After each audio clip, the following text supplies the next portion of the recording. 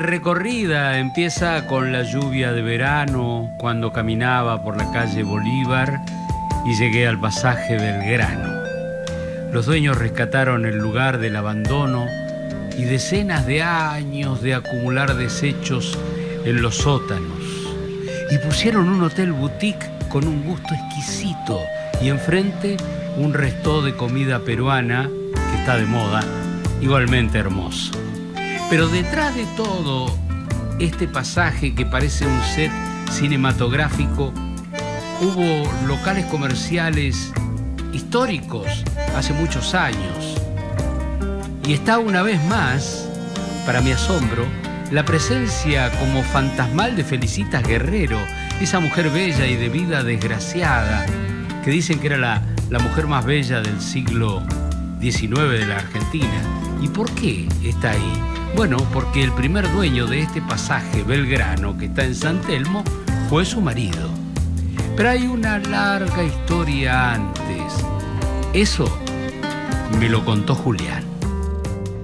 Bueno, mirá, en el 2004 la familia propietaria actual, la familia Casarada, adquiere el edificio y empiezan unos trabajos de remodelación con el fin de dar lugar a un hotel boutique y una galería de arte. ¿Qué era esto? Esto era un edificio histórico que estaba habitado por una sola persona hace mucho tiempo y descuidado. El edificio en realidad tiene parte del pasaje Belgrano dentro. Históricamente el pasaje Belgrano eran locales comerciales y la parte superior eran viviendas de renta. ¿Y qué comunicaba? Comunicaba Bolívar con Belgrano. Atravesaba claro, toda la exacto, manzana. es un cuarto de manzana. Con el ensanchamiento de la avenida Belgrano y el avance de la urbanización, digamos que ahora llega hasta la medianera del edificio. Y bueno, adquieren el edificio, comienzan a hacer esos trabajos y encuentran en los cimientos más de lo que después da lugar a más de 900 hallazgos de 3 siglos distintos.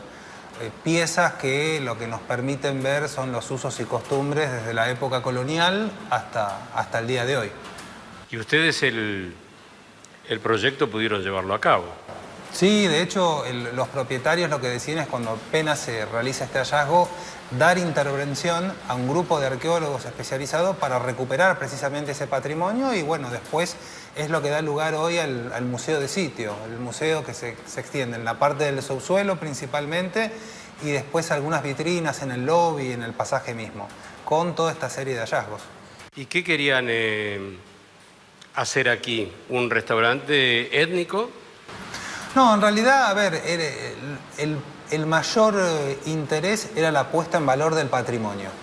O sea, y el abrir este patrimonio cultural. Por eso el edificio reúne un conjunto de atractivos donde en realidad el hotel es uno. O sea, no es que es un hotel con museo o un hotel sino que es un edificio histórico con un bagaje histórico muy importante, con un museo, con una galería de arte, con un restaurante, con un hotel, con terrazas que tienen más de 80 plantas nativas latinoamericanas, lo cual le da también, inclusive en el proceso de recuperación, la sostenibilidad tiene un valor preponderante, entonces hay mucho que fue reutilizado y reciclado. Aquello que se pudo dejar en la estructura original se dejó. Y lo que no, se recuperó como para generar otras piezas nuevas. O sea, por ejemplo, hay muchas de las mesas que están en los salones que están hechas con maderas de los pisos originales que no se pudieron dejar donde estaban originalmente. Después, todos los marcos de todos los espejos que están en la propiedad, que son unos cuantos, están hechos con maderas recuperadas de la obra original. O sea, un poco el buscarle la impronta de reutilización. ¿Pero qué pensaron primero al adquirir este solar? Digamos, ¿en un hotel, en un restaurante o en el patrimonio porque veían que había cosas dentro? No, en realidad originalmente sí pensaron en un hotel y en la galería. Lucas, el arqueólogo de la ciudad, explica cómo se produjeron los descubrimientos que indicaban que había algo antiguo y oculto en este pasaje. Acá pasó que cuando empezaron las primeras intervenciones para remodelar el lugar, cuando empiezan a mover el subsuelo, aparecen unas estructuras. Lo primero que apareció fue una estructura cuadrangular, que es una cisterna de recolección de agua. ¿Un tanque de agua? Un tanque de agua, exactamente. Que era un antiguo sistema para juntar agua cuando no había agua corriente en Buenos Aires. Las cisternas eran, digamos, unas estructuras donde el agua se mantenía más limpia que en los pozos de agua o que el agua del Río de la Plata. Porque además de la cisterna, también existían los pozos de balde, que se les llamaba, y los aguateros. Claro. Los aguateros iban al río a juntar agua con esos carros, con esos toneles. Juntaban el agua muy cercano acá a lo que era el fuerte. Ellos tenían ordenanza de juntar el agua más lejos, donde estaba más limpia, pero bueno, echar la ley, echar la trampa. Muy cerquita juntaban el agua y esa agua no era la mejor porque el río tenía múltiples usos.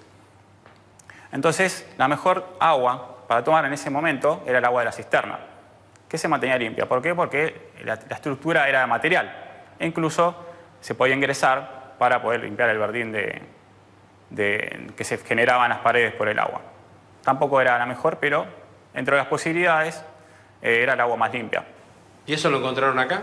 Eso se encontró acá. Se encontró que fue la primera estructura que aparece, junto a un conjunto de estructuras sanitarias, donde hay un pozo de esos, para recolectar agua y un pozo negro.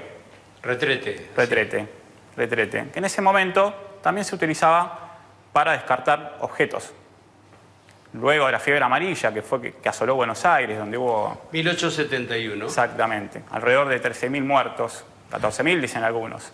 Y acá San Telmo fue el lugar el foco de la infección. San Telmo fue el foco de la infección, debido a que Buenos Aires en ese momento era una ciudad que era muy sucia. Estaban los terceros que recorrían la ciudad, donde la gente botaba mucha basura. El Riachuelo, que ya se estaba contaminando. Los mataderos, muy cerquita acá de Constitución.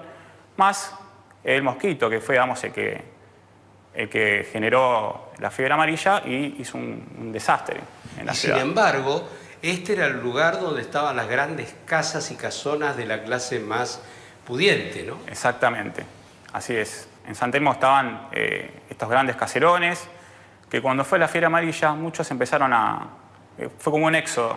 Todos iban para la zona norte y Buenos Aires quedó como abandonada. Era como una ciudad fantasma la zona de San Telmo, por la gran cantidad de muertos que había en la calle y todo este desastre que estaba haciendo la fiebre amarilla. Hasta que llegó el invierno y mermó. Y a partir de ahí, ¿qué pasó? Dijeron, no puede pasar más esto.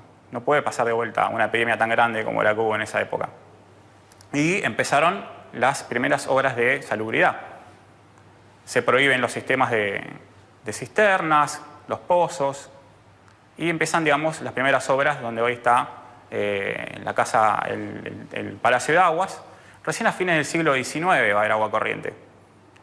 Antes era solamente el agua de pozo o de cisterna. Y había un problema. Los pozos negros estaban muy cerca de los pozos de agua. Y eso contaminaba el agua, también causa, digamos, de lo que fue la fiebre amarilla. La gente tomaba agua contaminada por la cercanía de los pozos. Luego de las ordenanzas que se prohíben los pozos, la gente empieza a usar las cisternas y los pozos como un pozo de descarte. El hotel es también, como se puede observar, un museo, porque gracias a los descubrimientos ha generado espacios de interés artístico y cultural adicionales. Lo del patrimonio fue un hallazgo completamente imprevisto. Fortuito. Sí, a ver, era de esperarse ya que estamos en una zona que es pleno casco histórico, estamos a 3 cuadras del Cabildo, por lo cual en cualquiera de las propiedades, de los desarrollos que hay en la zona, se encuentran cosas. No necesariamente siempre se preserva ese valor. Sí, ¿y qué? La respuesta de la gente al tener un lugar de alojamiento, de comida y a la vez que tiene un marco histórico importante. La respuesta es muy positiva porque es como no solo poder alojarse en un lugar, sino poder alojarse en una atracción turística en sí mismo. Nosotros siempre lo hemos visto desde el primer momento como un conjunto de atracciones turísticas, más allá de un hotel. Porque sin recorrer la zona, que estamos en pleno casco histórico de la ciudad, tenés muchísima historia presente puerta adentro. No solo en los hallazgos, sino también en todas las estructuras que hay. A su vez también todos los estadios que vivió la propiedad. La propiedad fue la primera sede del Círculo de Prensa, la Casa Lepage original, que era uno de los locales que estaba en este pasaje de Belgrano, fue el local que trajo por primera vez la cinematografía y la fotografía de la Argentina. ¿Sí? Claro, la primera película que se filmó en el país se filmó acá. El pasaje Belgrano es un viaje al pasado del Buenos Aires colonial. Ya existían pozos de descarte donde tiraban la basura, pero como estas estructuras habían quedado sin ningún tipo de uso, la gente también los empezó a usar para tirar la basura.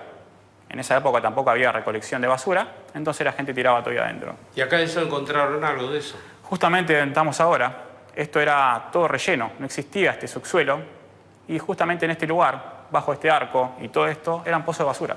No, Sí, ¿todo? Todo, muchos pozos de basura, también donde había muchos restos culturales, digamos. ¿Sí? Objetos de la vida cotidiana de ¿Qué la Buenos pudieron Aires colonial. encontrar, por ejemplo? Se encontraron tinajas, se encontraron muchas losas, mayólica, que era una losa anterior a la losa industrial, pintada a mano. La mayólica tiene la particularidad que todas son diferentes, todas pintadas a mano, pero no hay ninguna que se repita. A diferencia de la losa industrial, que empieza a entrar a Buenos Aires a fines del siglo XVIII, que ya viene en serie. Se encontraron restos óseos, muchos restos óseos del producto del consumo, huesos de pollo, en mayoría hueso de vacuno, que era lo que más se consumía en Buenos Aires. La carne era el ingrediente número 1 en la dieta de los porteños. Claro, yo me imagino que empezaron a descubrir ustedes esto acá abajo y era como transportarse en el tiempo y ver escenas de la vida cotidiana, pero de hace más de 150 años atrás, ¿no? Sí, nos tenemos que remontar hasta el siglo XVII. Se han encontrado restos del 1600, objetos de 1600. Ah, ¿sí? Sí, tenemos una de las piezas más antiguas que hay, es una ficha de dominó hecha de hueso, que está fechada entre 1600 y 1650. Y bueno, tenemos varios objetos que van desde el siglo XVII hasta el siglo XX, que son un poco más modernos. También se han encontrado botellas de ginebra, cerámica hispano-indígena, de manufactura local, pero la mayoría de los objetos que se encontraron son todos de origen europeo, todos traídos de afuera. Muchos de ellos traídos por contrabando, ¿no? Buenos Aires tuvo un gran contrabando en su momento, en su época, al poco tiempo de la fundación.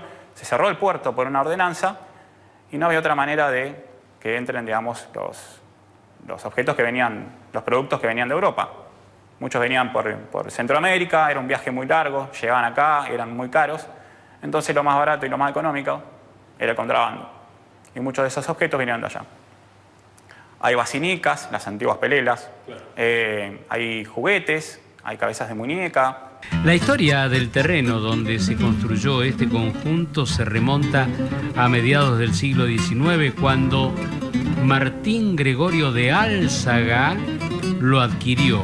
Este señor, en 1864, se casó con Felicitas Guerrero, como ya anticipé, pero falleció 6 años después por la depresión que le causó la pérdida de un hijo al nacer.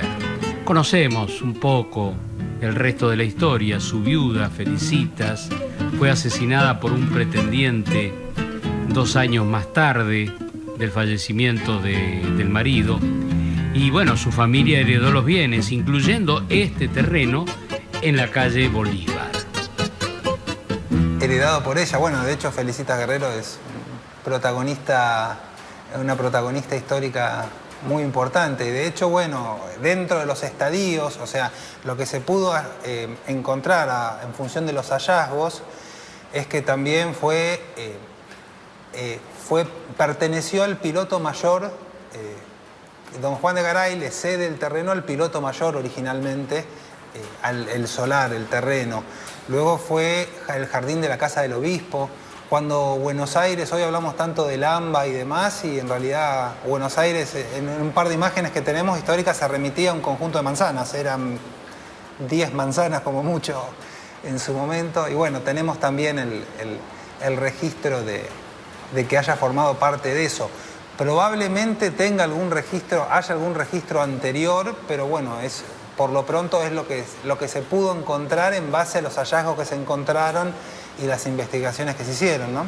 Lo que ocurre en el pasaje Belgrano, ahora puesto en valor por los dueños del lugar, es que estamos en presencia de lo que se llama un museo de sitio. Un museo en el mismo lugar donde se hace otra cosa. El barrio de San Telmo entero, creo yo, si uno excavara cada manzana, encontraría elementos de la vida doméstica del Buenos Aires de antaño. Las famosas, las canicas, bolitas, un montón de objetos que nos cuentan, estos objetos nos cuentan cómo vivían los antiguos porteños, ¿no? Nos cuentan qué clase social tenían, qué usaban, todo, digamos, todo lo que era la vida cotidiana de ellos se representa a través de los objetos, nos cuentan la historia.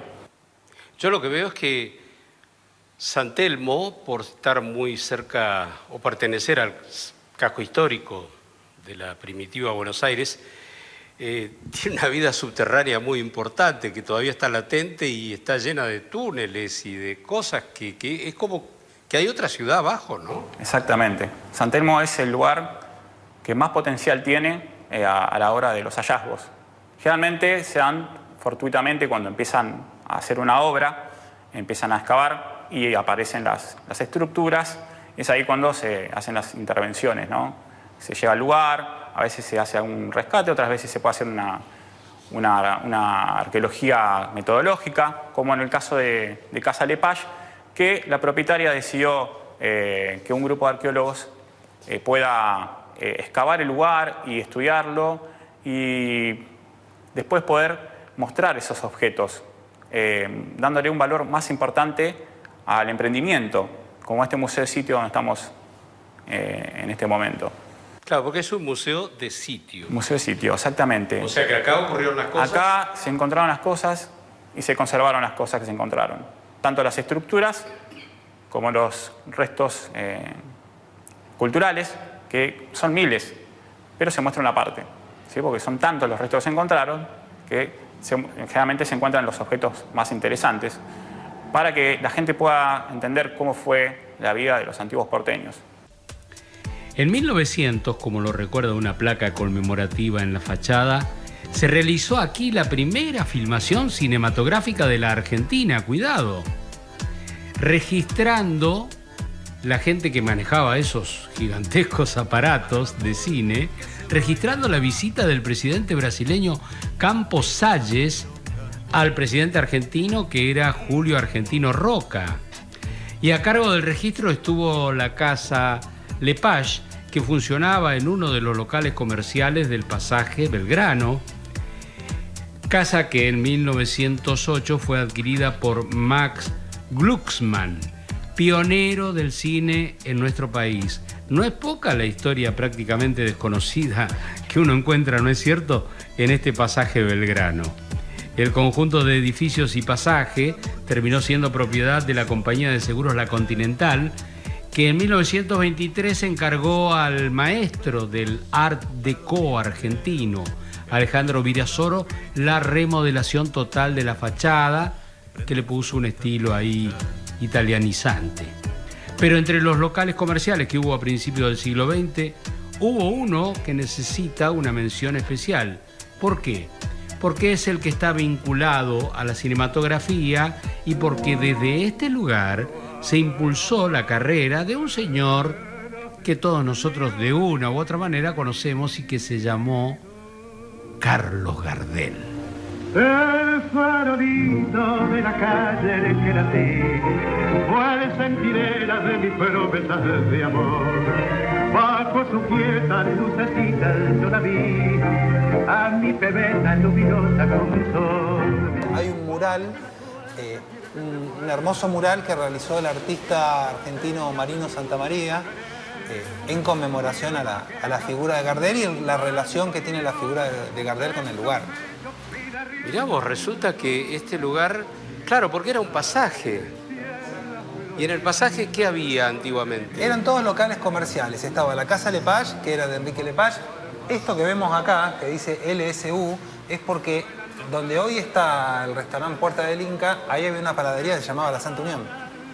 Es más, de hecho, en algún momento, lo que hoy es el lobby llegó a ser un bar, que de hecho uno de los artistas que tenemos, o sea, el factor común de la galería es que reúne todas obras de artistas argentinos contemporáneos, ¿no?